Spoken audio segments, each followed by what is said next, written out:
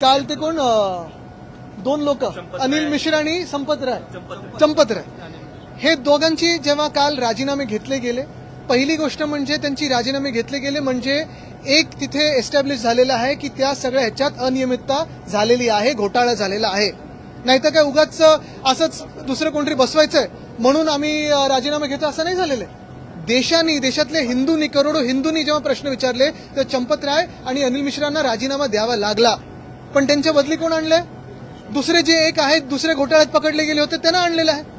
तिसरी गोष्ट म्हणजे चंपतराय असतील की अनिल मिश्रा असतील की संपूर्ण ट्रस्ट जी आहे त्याला बसवलं कोणी होतं? तर प्रधानमंत्री महोदयांनी बसवलं होतं, भाजपच्या केंद्र सरकारने बसवलं होतं.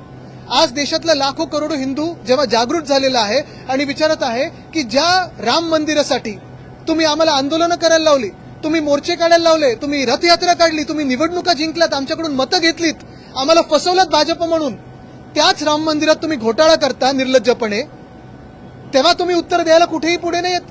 जे सगळे हिंदुत्ववादी म्हणून गेले होते ना, आमच्याकडून पळून आमदार पळकट इथून गेले होते की आम्ही आता हिंदुत्व सोडलं म्हणून आता हिंदुत्व पकडायला चाललोय, तिथे हिंदुत्व पकडायला चाललोय.